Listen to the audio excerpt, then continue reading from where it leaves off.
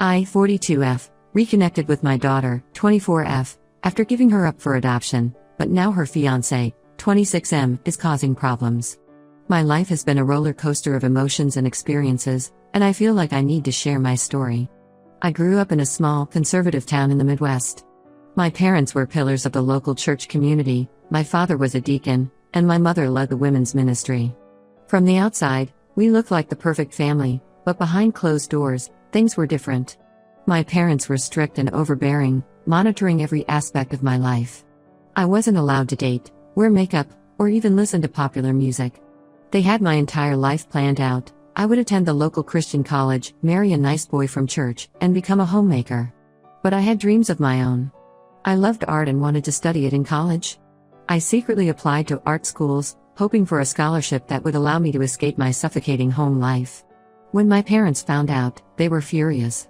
They tore up my acceptance letters and grounded me indefinitely. In an act of rebellion, I snuck out to a party with some friends from school. That's where I met Harold, 18M. He was charming, older, and seemed to understand me in a way no one else did. We started dating in secret, and for the first time in my life, I felt truly seen and appreciated. One night, about 3 months into our relationship, Harold convinced me to sneak out to a bonfire party in the woods. There was alcohol, which I'd never had before. I got drunk for the first time, and Harold and I ended up having sex. It was my first time, and I was too naive to insist on protection. A few weeks later, I missed my period. I was terrified but managed to buy a pregnancy test without my parents knowing. When it came back positive, my world shattered. I told Harold, hoping he would support me, but he panicked. He accused me of trying to trap him, said the baby probably wasn't even his, and blocked my number. Just like that, he was gone. I was alone, scared, and pregnant at 17. I knew I couldn't hide it from my parents forever, so I gathered my courage and told them. Their reaction was even worse than I'd feared. My father called me a whore and said I had brought shame on the family. My mother cried and wailed about what the church community would think. They wanted me to have an abortion, despite it going against their religious beliefs, just to avoid the scandal. When I refused, they became cruel. They pulled me out of school, telling everyone I was being homeschooled. In reality, they kept me locked in the house, hidden away like a dirty secret. They constantly berated me, telling me I had ruined my life and theirs. My mother force-fed me herbs that she said would cleanse me, making me violently ill. My father quoted Bible verses about the sins of the flesh and made me pray for hours on my knees. As my pregnancy progressed, I sank into a deep depression. I felt utterly alone and hopeless. But then, something changed. I started to feel the baby move, and a fierce love and protectiveness washed over me. I knew I couldn't raise a child in this toxic environment, but I also knew I wanted this baby to have a chance at a good life. I started secretly researching adoption agencies, using the ancient desktop computer in our basement when my parents were asleep. That's how I found out about open adoption. The idea that I could give my baby a loving home while still maintaining some connection felt like a lifeline. I managed to contact an adoption agency without my parents knowing. They put me in touch with a couple, Sarah and Michael, who were looking to adopt. We started exchanging emails, and I was immediately struck by their kindness and understanding. They didn't judge me for my situation, they just wanted to provide a loving home for a child. When I went into labor, my parents reluctantly took me to the hospital. They didn't want to, but they were more afraid of the scandal if something went wrong with the home birth. Sarah and Michael were there, and their support got me through the grueling 18-hour labor. When my daughter was born, I held her for a few precious moments before handing her to her adoptive parents. It was the hardest thing I've ever done, but I knew it was the right choice. After the adoption, I couldn't bear to stay with my parents any longer. The day I was released from the hospital, I packed a bag and left. I had saved up some money from babysitting jobs over the years, which was enough to buy a bus ticket to the nearest big city. Those first few years on my own were incredibly tough. I worked multiple minimum wage jobs just to afford a tiny studio apartment. I got my GED and started taking community college classes at night. It was exhausting, but the thought of building a better life for myself kept me going. I threw myself into my studies and eventually earned a scholarship to finish my degree at a state university. I majored in marketing, figuring it was a practical way to apply my creative skills. After graduation, I landed an entry-level job at a small advertising agency. Over the years, I worked my way up in the industry. There were setbacks and challenges, but I was determined to succeed. Now, at 42, I'm a senior marketing executive at a large firm. I have a comfortable life, but it's been lonely. The trauma from my teen years made it hard for me to trust people, especially men. I've had a few short-term relationships, but nothing lasting. Throughout it all, I thought about the daughter I had given up. Sarah and Michael sent me updates and photos every year as we had agreed. I treasured each one, watching from afar as my little girl grew into a young woman. I left a letter for her with the adoption agency, to be given to her on her 18th birthday if she wanted it. It explained the circumstances of her adoption and left the door open for contact if she ever wanted it.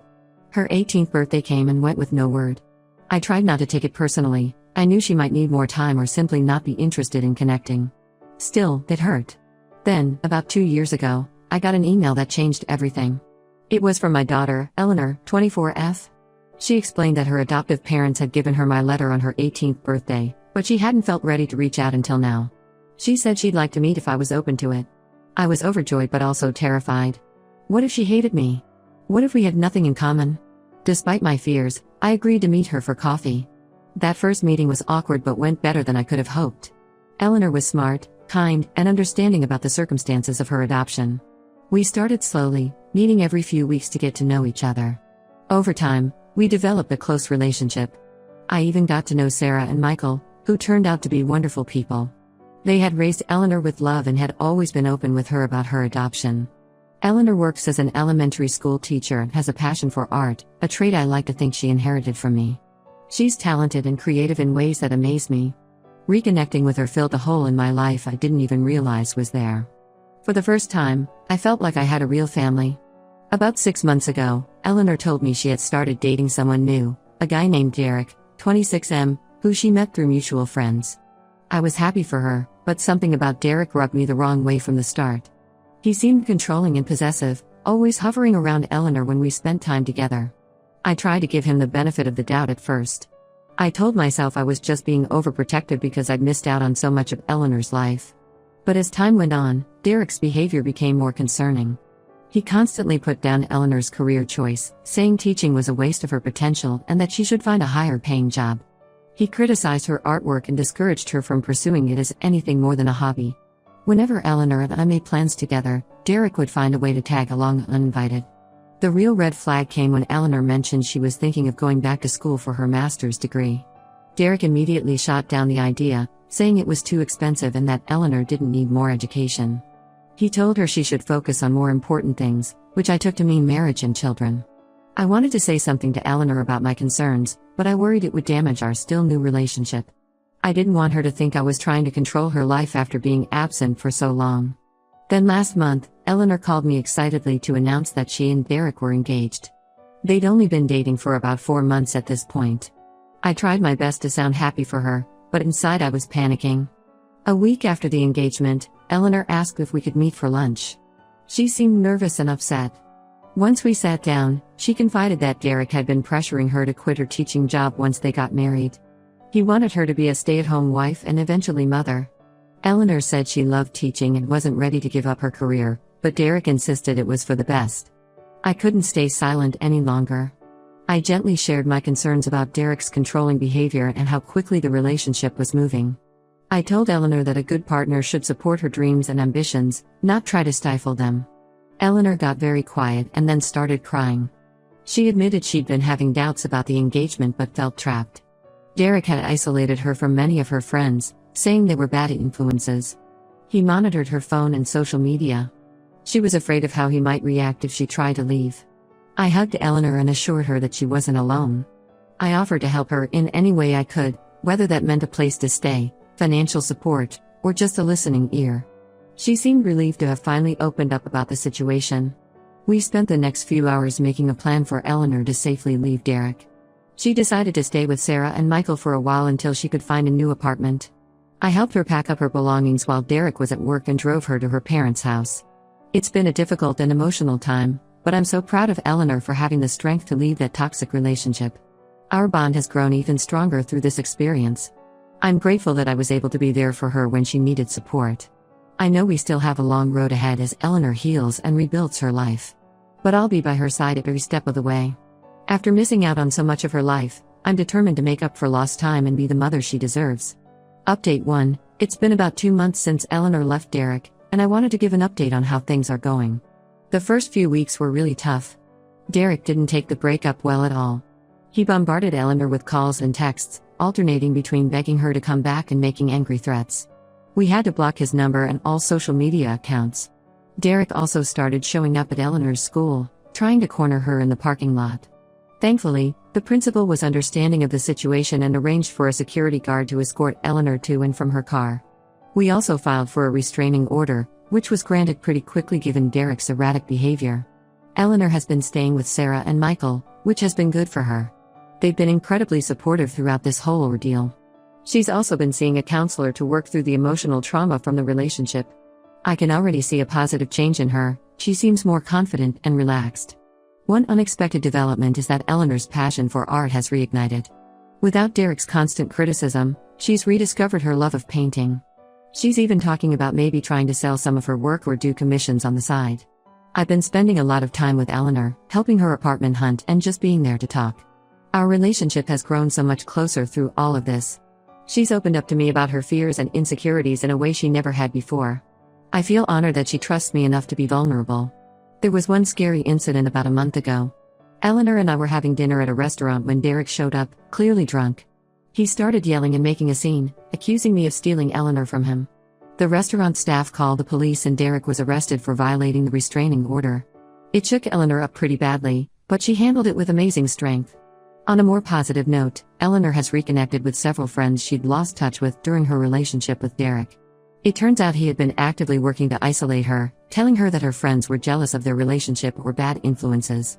Her friends have been wonderfully supportive, and it's been great to see Eleanor laughing and enjoying herself with them. Eleanor has also thrown herself back into her teaching career with renewed enthusiasm. She's taking on some extra responsibilities at school and her principal has hinted that a promotion to lead teacher might be in her future. Seeing her eyes light up when she talks about her students just reinforces how wrong Derek was to try to make her quit.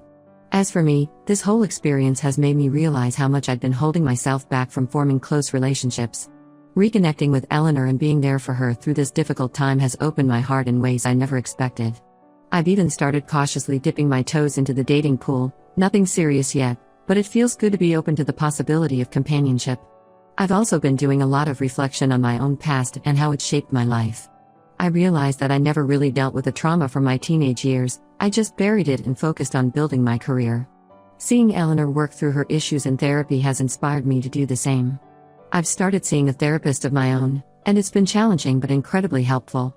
One thing that's come up in therapy is my relationship with my parents. I hadn't spoken to them since the day I left home at 17. Part of me had always wondered if they ever regretted how they treated me, but I was too afraid to reach out. With my therapist's encouragement, I decided to write them a letter. I didn't expect a response, but I felt it was important for my own healing to express my feelings. To my surprise, I received a letter back from my mother a few weeks later. She expressed deep remorse for how they had treated me and said they had spent years regretting their actions. She said they had tried to find me several times over the years but hadn't been successful. She asked if we could meet to talk. I'm still processing how I feel about this. Part of me wants to reconnect and heal those old wounds, but another part is still angry and hurt. I haven't decided yet if I'm ready to see them, but I'm discussing it with my therapist and Eleanor. Through all of this, Eleanor has been my rock. She's been so understanding and supportive as I work through my own issues. Our roles have reversed in a way, now she's the one comforting and advising me. It's created a beautiful balance in our relationship. Eleanor is still living with Sarah and Michael but has started looking for her own apartment. She's talking about maybe getting a studio space where she can work on her art. I've offered to help her financially if she needs it, but she's determined to do it on her own. I'm so proud of her independence and strength. Overall, while the past couple of months have been challenging, I'm feeling optimistic about the future. Eleanor is healing and rediscovering herself, and our mother-daughter bond grows stronger every day. I'm just so grateful that I've had the opportunity to be there for her and to experience the joy of having her in my life. Update 2. It's been about 6 months since my last update, and a lot has happened. I wish I could say everything has been smooth sailing, but we've had some unexpected challenges. The good news first, Eleanor is doing really well overall. She found a great apartment and has settled into her new independent life. Her art has taken off in a big way. She started an Etsy shop selling prints of her paintings and it's been more successful than she ever imagined. She's even talking about eventually transitioning to art full-time if things continue to go well. Eleanor also got that promotion at school to lead teacher. She's thriving in the new role and her students adore her. Seeing her confidence grow and watching her pursue her passions has been incredibly rewarding. Our relationship continues to strengthen. We have a standing weekly dinner date and talk or text almost every day. Eleanor has started calling me mom, which never fails to make my heart swell. I feel so lucky to have this second chance at being her mother.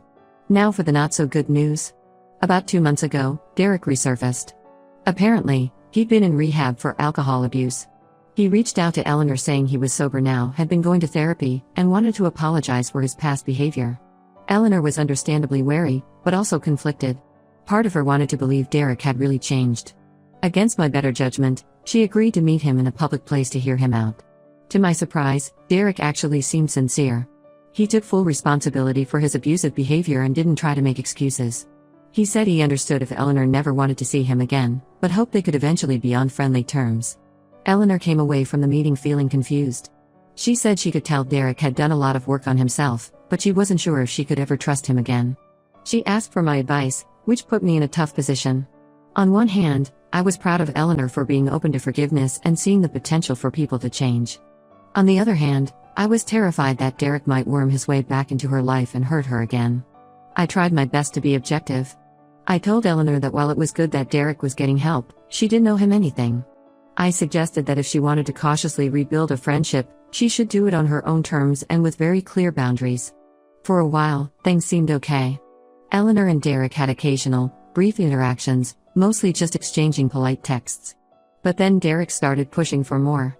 He wanted to get coffee, to come see Eleanor's new apartment, to meet up with her and her friends.